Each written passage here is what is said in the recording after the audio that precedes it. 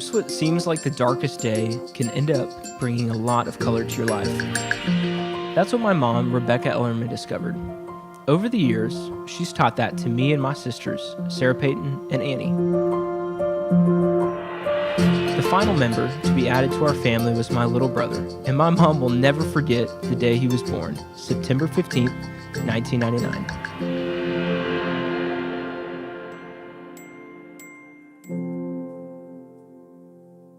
I woke up that morning and had kind of like a feeling in my stomach.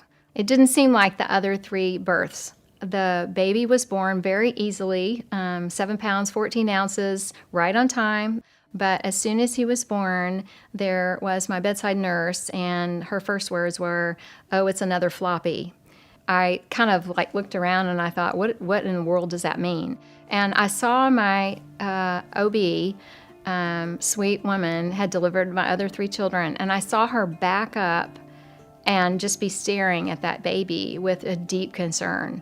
And it was her eyes on him that I just watched, because I knew she knew that this wasn't going to be easy, and that maybe this baby that she had just helped to be born wasn't going to survive.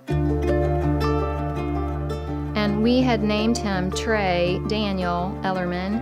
And my pediatrician was the first one to say, "I need to tell you that it looks like preliminarily that he has trisomy 21, Down syndrome." And he said, "That's interesting that you named him Trey, because like Trey." And I didn't like it at all, to be honest. It all of a sudden seemed like a label, and it seemed like a mistake, the name. And we started to hear reports from the NICU and the nurses that he had not only trisomy 21, but he had pulmonary hypertension, which is basically, in layman's terms, the heart and the lungs are not working well together.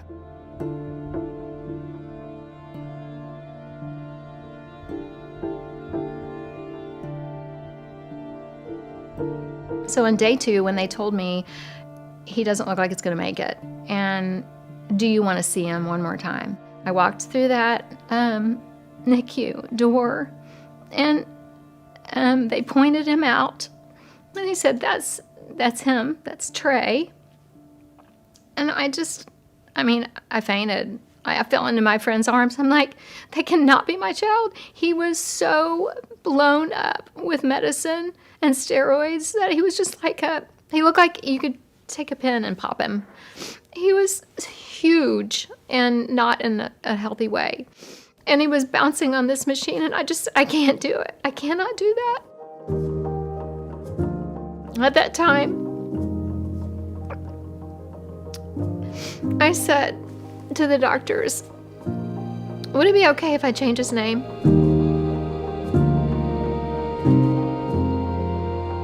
And I just remember sitting there going, "This is your child, Lord. It's not my will, but it's your will that will be done in this matter. He is your will." And I literally remember placing him with my mind and my heart into the Lord's hands and just saying, "He's your will, and whatever you decide is yours." And so I changed his name to Will Daniel Ellerman. When you have a child like Will, they're hypotonic, which means they don't have much energy or strength anywhere in their body. And he had yet to open his eyes. And these doctors and nurses came into the room and kind of laid out what they saw and the prognosis, and it was not good. Their counsel to me was, if you say a word to your child or speak or he hears your voice, he will likely go into cardiac arrest. I was told I couldn't talk to him. I couldn't sing to him. I couldn't pray with him. He couldn't hear my voice. A friend of my mom came and visited the hospital, and she said, "It doesn't seem right that you can't talk to your child or even sing to your child." My mom prayed about it and thought, she's right. And there was a song that my mom sang to all of us as kids. It was based on a book by Robert Munch, and my mom decided to sing it to Will. "I'll love you forever. I'll like you for always. As long as I'm living, my baby you'll be. that was the moment his eyes opened for the very first time. Incomprehensible, really, that he knew my voice. And there were bells going on in the room. It was loud. But he stopped. He was still. He looked at me. I'll never forget it. And I knew that I had received like such a blessing from the Lord, and also the awareness that I was really there for a purpose for him as well. I was serving a purpose for the Lord with this baby. Fast forward 6 months later, he was well enough to be able to come home. But we were navigating a lot of things like low oxygen and low feeding abilities and the trach. Hospitalized 4 or 5 times. He had pneumonia every year. And the thing that had not been addressed yet was his heart. We needed to have him grow in weight so that he could actually have that heart surgery. My mom was waiting for Will to grow physically so that doctors could perform surgery on his heart. And during the same time, my mom began to grow in her relationship with God. He was getting truth deep in her heart. I was invited to my neighbor's house with some other young moms, and we did Lies Women Believe. Lies Women Believe is a book by Nancy DeMoss Walgemuth. And all of a sudden, I got to know Nancy on the radio and hearing her voice teaching. You've just gotten that doctor's report, and it's not a good one about you, or even harder, about someone that you love. How do you face that with strength and dignity?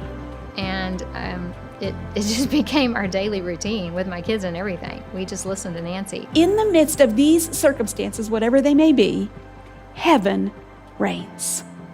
Heaven rules.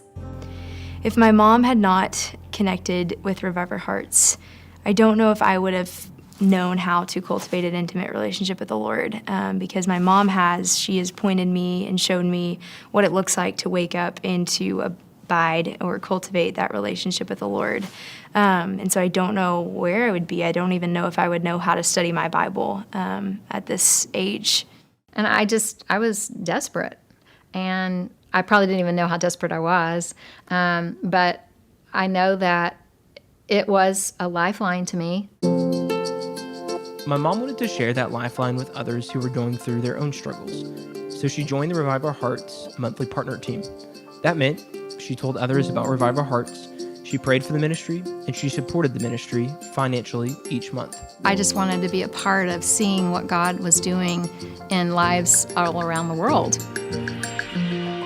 Crises provide opportunities for us as God's women to flourish spiritually and to point people to Christ, who is our only rock and hope.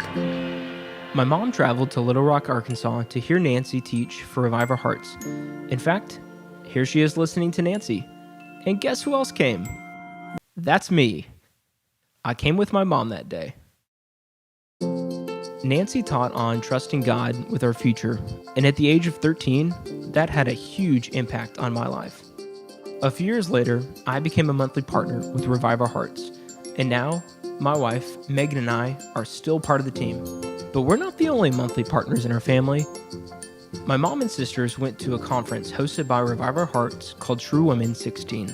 At that conference, Sarah Payton and Annie both heard an invitation to join the Revive Our Hearts monthly partner team. Being an 18-year-old, I wasn't sure if I was going to be able to do it, but just as my mom always says, when you give, the Lord will bless you in return. And so I believed that to be true, and I wanted to see it to be true. And so I just decided to, at the end of that conference, become a monthly partner, and I've been one ever since. I became a monthly partner at that conference, and remember just not having much of an income. I was a sophomore in college, and I was like, I don't really know how I'm going to do this, but I just know I get to do it because I have been blessed with some income, and I get to be generous with what I have been given. So my mom, Becky, my wife, Megan, and I, Sarah Payton, Annie, and her husband, Wyatt, are all involved with the Revive Our Hearts monthly partner team. And there's one other person in the family who joined the team as well. When you last heard about Will, he was waiting to grow big enough for heart surgery. So we tried, and when he turned 4, and we tried to do it non-invasively, and it failed. Then we tried again, non-invasively, it failed. So it required open heart surgery. So we did that when he was about 4.5 years old, and that was a breakthrough day. After 12 years of being on a feeding tube, that one day he just stopped using it and he started to eat. And it was out of nowhere, with no therapy, with nothing, just one day, no more. What started to happen was the color of Will's life started to really come about. And so instead of just the necessity of surviving, we started to see life could be flourishing. Got into a wonderful school for special needs kids, was able to go all the way through high school and graduate there. He even was invited and was given the opportunity to go to college in a special needs program for a little bit. Hey, Will. Good to see you. Opportunities were coming open for him, and he started to say, I want to be our pastor's prayer person, and I want to be on mission staff with Young Life Capernaum, which is the special needs part of Young Life. How's it going? And I want to work at Park Cities Presbyterian Church. And I want to be a monthly partner with Revive Our Hearts. And today, we're seeing all of those. I mean, every one of them has come about. Your youngest is a son who's here. Will, can I embarrass Will and get him to stand up? He got his first job. He's working in the same church with my daughter Sarah in the facilities department. So he got his first paycheck, and he is becoming a ministry partner of Revive Our Hearts. So Will is a facilities man. I remember one time I was sitting in an all-staff meeting and one of the bosses over Will came up to me and was like, Will has changed my perspective of life. They said, it's changed the way I see my job. It's changed the way I take the trash out. It's changed the way I set up chairs. It's changed all those things just because of the joy that Will has and how grateful he is to do it. I mean, he says all the time, like, I love my job. It changes the way that I see the mundane things in life. So he's our biggest encourager and just brings so much joy to our family. I will give thanks of you, for I am fearfully and wonderfully made. Wonderful are your works, and my soul knows it really well. Psalm 139:14.